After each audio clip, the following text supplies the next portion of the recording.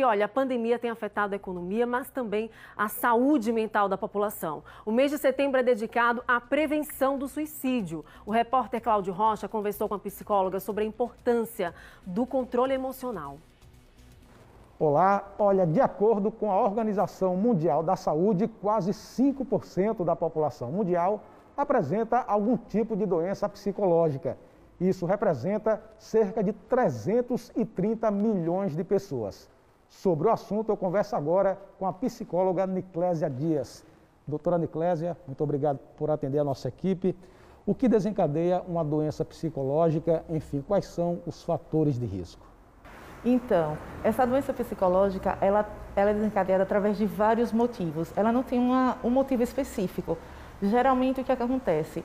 Esse indivíduo, ele tem crenças limitantes desde a infância e ele não consegue perceber. O tempo vai passando e chega um determinado momento, é como se fosse uma panela que explode.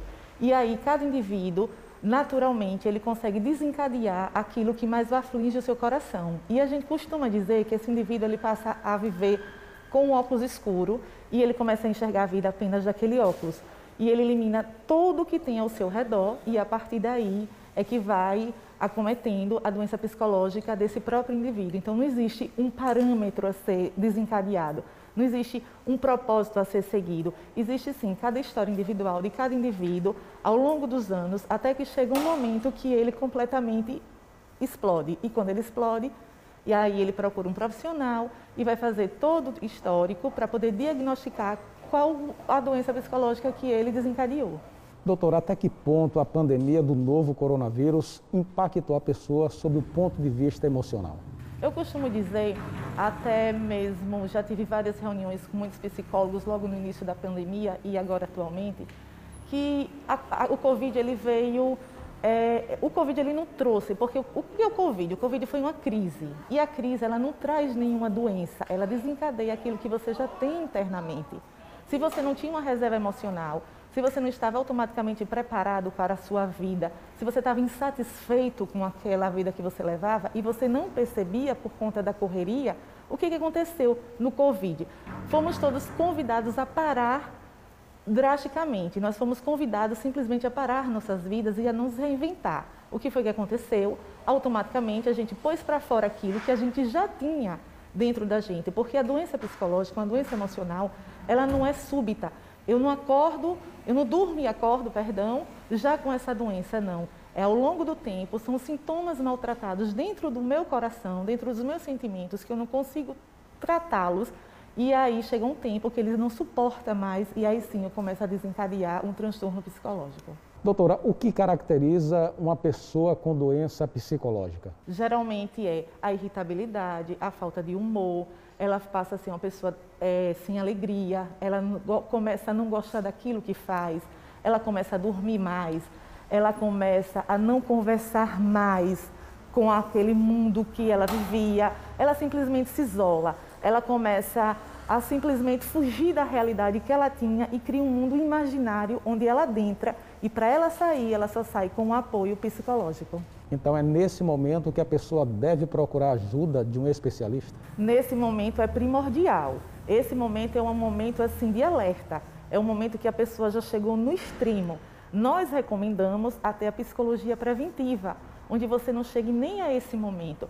Que assim que você descubra, que você perceba, né, que você está ficando angustiado, você já procure um profissional da saúde para ver o que está acontecendo com você. Porque é muito importante a gente fazer a distinção entre tristeza e depressão, que são coisas completamente diferentes. A tristeza, ela é muito repentina e ela, se tratada a tempo, ela vai a ser curada naquele exato momento. A depressão não, a depressão já é uma doença psicopatológica que precisa de um atendimento mais específico, que precisa de um atendimento mais profundo. Então, a gente aconselha, nós psicólogos, que as pessoas quebrem o seu tabu e não deixem chegar ao extremo, mas que sim, já façam desde então a psicologia preventiva.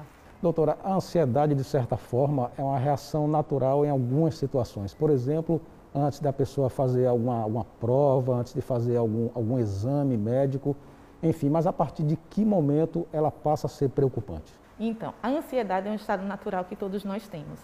Às vezes até eu fiquei ansiosa em recebê-los. Então a ansiedade ela é natural, ela é até prazerosa, porque a ansiedade ela nos impulsiona. O que não é bom é quando a ansiedade controla os nossos sentimentos, porque quando a ansiedade toma conta disso, o que ela faz? Ela desencadeia o medo, e o medo nos paralisa. Quando o medo nos paralisa, a gente não consegue dar o nosso melhor àquela atividade que vamos fazer. O exemplo bem citado que você disse, da prova, né? E de uma série de fatores. Então, a ansiedade desencadeada de uma forma errônea, ela nos leva a nos paralisar. Mas a ansiedade é um estado natural que todos nós temos e temos que saber administrar e conviver com isso.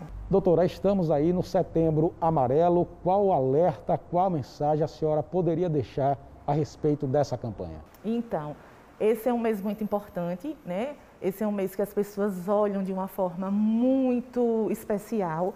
E a mensagem que eu posso deixar é que vocês conversem mais sobre isso, é que vocês abram mais o coração para a mente, que vocês conversem com essas coisas com liberdade, que as empresas, inclusive, já estão tratando isso com maior seriedade.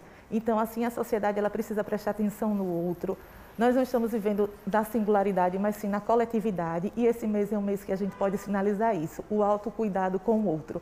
Quanto mais conversarmos, mais pessoas serão atingidas. Quanto mais esclarecermos, mais pessoas serão abençoadas.